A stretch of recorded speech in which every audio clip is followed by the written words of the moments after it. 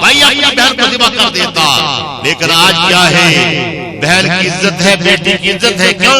میرے آقا نے فرمایا ایمان والو جس کی 2 بچیاں ہوں وہ ان کی پرورش کرتا ہے، پروان چڑھاتا ہے، شادی کر دیتا ہے. فرمایا کافر تو منہ چھپاتے پھرتے تھے جو تھا 2 بچیوں کی شادی کرنے والا ہے. قیامت کے دن جب کوئی سایہ نہیں ہوگا، اللہ کے عرش کے سائے میں میرے ساتھ ایسے کھڑا ہوگا جیسے میری ملیاں 2 ساتھ ہیں، ایسے میرے ساتھ کھڑا ہو کر وہ فخر سے اپنا منہ پوری کائنات کو دھاتا ہوگا. ایک صحابی نے کہا جس کی 1 بچی ہو، فرمایا اس کے لیے بھی یہ حکم ہے. بیٹی کی عزت ملی تو میرے آقا کے صدقے تھے، اور میرے آقا کوئی حقیقی بہن نہیں، لیکن بہن کا بھی بتایا.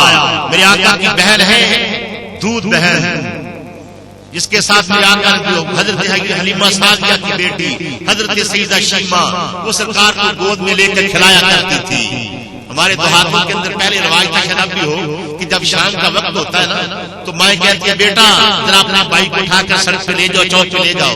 تو بچیاں چوکوں کے اندر اکٹھی ہو جاتی ہیں، پھر ان کے مذاقرے ہوتے ہیں، مجاقرے ہوتے ہیں. کوئی کہتی ہے میرا بھائی بڑا خوبصورت ہے، دوسری کہتی ہے میرا بھی بہت سونا ہے، تیسری کہتی ہے یہ کالا کلوٹا ہے، وہ کہتی ہے کالا کلوٹا ہے، اس کی ناک بڑی پیاری ہے، اس کی آنکھ بڑی پیاری ہے. دل والے کہتے ہیں کہ کوئی بہن جو ہے یہ ماننے کے لیے تیار نہیں ہوتی کہ میرا بھائی کسی سے کم ہے. جب کائنات کے دولا میرے تمہارے پیارے آقا حضرت حلیمہ سعدیہ کی بستی میں گئے، حلیمہ سعدیہ کے دودھ پیتے تھے تو بنو سعد کی بچیاں شام کو ایک چوک کے اندر جمع ہیں. ساری بچیاں ان کے مناظرے ہو رہے ہیں، ان کے مجادلے ہو رہے ہیں. کوئی کہتے ہیں میرا بھائی حسین ہے، کوئی کہتے ہیں میرا بھائی حسین ہے. ادھر سے حضرت سیدہ شیمہ میرے آقا کو گود میں لے کے آتی ہے، کہتی ہو بنو سعد کی بچیوں اور میرے بھائی کا مقابلہ کرو. تو ساری بچیاں یک زبان ہو کے کہتی ہیں شیمہ تیری بھائی کا کائنات میں کوئی جوڑ نہیں، تیرا بھی سب سے حسین ہے. ہم تو اپنے بھائیوں کی گل بات کر رہی ہے، تیرے بھائی کا جوڑ پوری کائنات میں نہیں ہے. تیرا بھائی سب سے حسین ہے، حسین تر ہے. جس بہن کو یہ کہا جائے کہ تیرا بھائی کائنات میں حسین ہے، اس کا فخر سے سر کتنا بلند ہوتا ہوگا. حضرت شیمہ سرکار کو گود میں لے لیتی اور کہتی اللہ میرے بھائی کو ہمیشہ سلامت رکھنا، اس کو گھر نوجوان بنا دے، اس کو کائنات کا بادشاہ بنا دے. پھر وقت بھی آیا، میرے آقا بادشاہ بنے، مدینہ اسلامی ریاست بنا، فتوحات کا دروازہ کھلا. ایک شہر فتح ہوا، بہت سے لوگ مرد اور عورتیں گرفتار ہیں. سپاہی کھڑا ہے، ایک کافرہ عورت آتی ہے، سپاہی سے پوچھتی ہے تمہارے سپہ سالار کا نام کیا ہے؟ کہا ہمارے سپہ سالار کا نام ہے محمد صلی اللہ علیہ وسلم. کہا وہ تو میرا ویر لگتا ہے. کہا تم تو کافرہ ہے. کہا وہی محمد جو مکے کے اندر پیدا ہوا تھا، جس نے بنو سعد کے قبیلے کے اندر دودھ پیا تھا. اب مدینے میں کہا وہی ہے. کہا جلدی لے چلو، وہ مجھے جانتا ہے، میں اس کو جانتی ہوں، میں تو گود میں لے کر اسے دعائیں دیتی رہی ہوں. سپاہی نے ساتھ لیا. میرے آقا کا خیمہ جنگل کے اندر لگا ہوا ہے، صحابہ جنگی تلواریں لے کر پہرا دے رہے ہیں. جب اس دیہاتی عورت نے میرے آقا کا خیمہ دیکھا دوڑ کر جانے لگی. صحابہ نے تلواریں تان لی. دیہاتی عورت ٹھہر جا، اب وقت گزر گیا جب لوگ پتھر مارا کرتے تھے، جب لوگ آوازیں کسا کرتے تھے. اب تو یہ حکم ہے لا ترفعوا اصواتکم فوق صوت النبی، کہ کوئی آگے ہمارے نبی کی آواز سے بھی آواز اونچی کرے. کدھر منہ اٹھائے جا رہی ہے؟ تو حضرت شیمہ نے ایک جملہ کہا خلوا سبیلی وانا نبیکم، اور میرا راستہ چھوڑ دو، مجھے نہیں جانتے. صحابہ تنی تلواریں نیچے آ گئی، تنی گردنیں جھک گئی. ادھر میرے آقا نے خیمے کے اندر سن لیا کہ عورت کہہ رہی ہے میں نبی کی بہن لگتی ہوں. میرے آقا نے دیکھا شیمہ آ رہی ہے. شیمہ شیمہ کرتے آگے بڑھے، اپنی مزمل والی چادر نیچے بچھا دی، چادر پر بچھا لیا. شیمہ کیسے آنا ہوا؟ پیار و محبت کی بچپن کی باتیں ہونے لگی. میرے آقا کافی دیر تک روتے رہے. کہا میں گرفتار ہوئی، میرے خاندان کے لوگ گرفتار ہوئے، آقا تمہارے سرائیوں نے مجھے پکڑ لیا. میرے آقا نے فرمایا صحابہ تمہارے ساتھ ہر بات میں مشورہ کرتا ہوں، آج کوئی مشورہ نہیں، کیونکہ میری بہن میرے دروازے پہ آ گئی ہے. جاؤ کچھ گھوڑے لے کر آؤ، کچھ جوڑے لے کر آؤ، اونٹ لے کر آؤ، بکریاں لے کر آؤ، کھانے پینے کی چیزیں لے کر سب لاش کر قطار بنا دو. میں ساری کی ساری اپنی بہن کو دے کر دنیا والوں کو بتانا چاہتا ہوں کہ جب بہن بھائی کے دروازے پہ آئے تو بھائی سے ایسے الوداع کرتا تھا. بیوی کا کوئی احترام نہیں تھا. آج بھی جہاں لوگ کہتے ہیں بیوی پاؤں کا جوتا ہوتا ہے. میرے آقا نے آقا کی وجہ سے بیوی کو عزت ملی. میرے آقا نے فرمایا ایمان والو اپنی بیوی کے منہ پہ تھپڑ نہ مارو، اپنے بیٹے کے منہ پہ تھپڑ نہ مارو. کیوں؟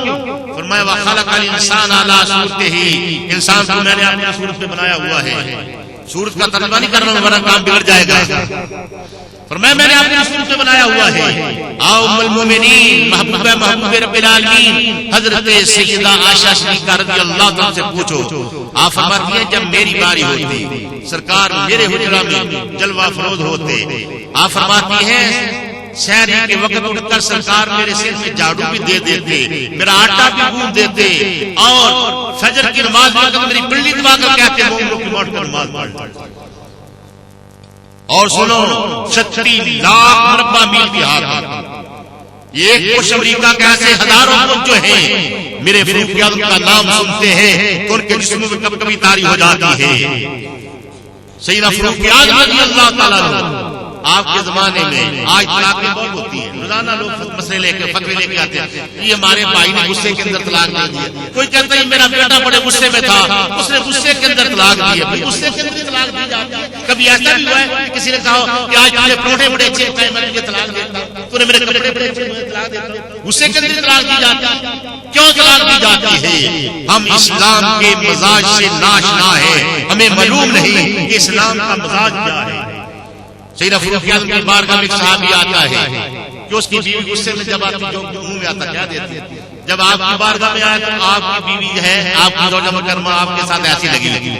اس نے کہا میں شکایت لے کر آیا تو امیر المومنین کے گھر کی یہی معاملہ، واپس جانے لگا. سیدنا فاروق اعظم نے بلا لیا ادھر آؤ. آیا حضور فرمایا کیا بات ہے؟ حضور کیا بات ہے؟ میں تو شکایت لے کر آیا تھا تو جو میرے گھر میں شکایت ہے وہی بات آپ کے ساتھ آپ کی بیوی غصے میں باتیں کر رہی تھی تو میں تو واپس جانے. فرمایا سنو کیا تمہاری بیوی تمہارے لیے کھانا پکاتی ہے؟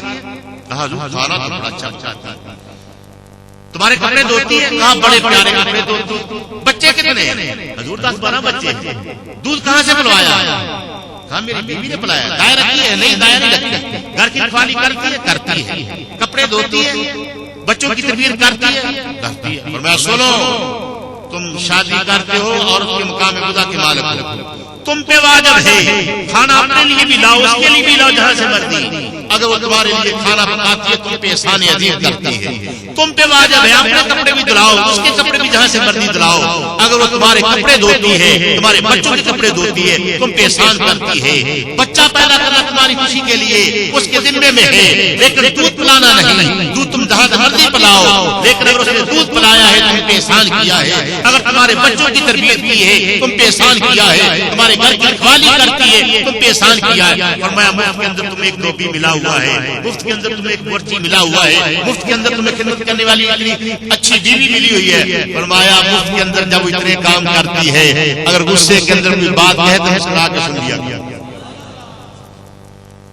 آخری بات اور خدا کی قسم آج رشتوں کا جتنا یہ رشتوں کا جتنا تقدس ہے یہ سارا صدقہ مدینے کے جگمگاتے چاند کا کہ یہ چچا ہے یہ تایا ہے یہ ہمارے پیر صاحب ہے یہ پیر کا بیٹا ہے.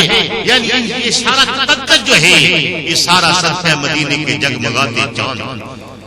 صحابہ مسجد نبی کے سر میں بیٹھے ہوئے ہیں باتیں کر رہے ہیں. ایران سپر پاور ملک ہے 360 ان کے حکمران گزر گئے ہیں ان کے پاس بڑا اسلحہ ہے. عراق بڑا سپر پاور ہے فلانا فلاں ملک بڑا سپر پاور ہے. میرے آقا سنتے تھے آئے تو میں صحابہ خوش ہو جاؤ میں تمہیں بشارت دیتا ہوں کہ ایران فتح ہو جائے گا، عراق فتح ہو جائے گا، شام فتح ہو جائے گا. ایک ایک شہر کا نام لیتے جاتے ہیں. فرمایا یمن فتح ہو جائے گا، مصر فتح ہو جائے گا. جب مصر کا نام آیا تو میرے آقا کی آنکھوں سے چھم چھمان برسنے لگے.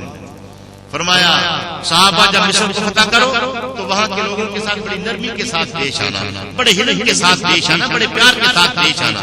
صحابہ نے ہاتھ باندھ کے عرض کیا آقا آپ کا حکم ہمیں یاد ہے کہ جب بھی کسی شہر کو فتح کرو وہاں کے بچوں پہ ہاتھ نہ اٹھانا، بوڑھوں پہ ہاتھ نہ اٹھانا، جانوروں پہ ہاتھ نہ اٹھانا، فصلیں نہ جاننا. لیکن مصر کی کیا تخصیص ہے؟ فرمایا صحابہ تم نہیں جانتے میری جدہ میری دادی حضرت اسماعیل علیہ السلام کی اماں جان حضرت سیدہ ہاجرہ مصر کی رہنے والی کتنی پشتوں کے بعد وہ دادی ہے. اسلام نے یہ مزاج دیا ہے کہ دادی کا ادب تم پہ واجب ہے. نہیں جس محلے کے اندر دادی رہتی ہے وہاں محلے والا تو بھی ادب. جہاں پہ تمہارا پیر رہتا ہے، پیر قدم تم پہ واجب ہے، اور میں نہیں اس بستی والوں کے ساتھ بھی پیار کرو، جہاں تمہارا چاچا رہتا ہے، پھپھا رہتا ہے، خالو رہتا ہے، ماموں رہتا ہے، ان قدم تم پہ واجب ہے، اور میں نہیں جس بستی کے اندر رہتے ہیں ان کے ساتھ بھی پیار کرو۔ یہ رشتوں کا تقدس، یہ جان ہمیں جان ایمان جو کچھ ملا ہے یہ سارا صدقہ مدینے والے پیارے آقا کا ہے۔ وہ بھائی عیسائی بیچاروں کو 4 روٹیاں ملی، وہ ملا جلاتے ہیں۔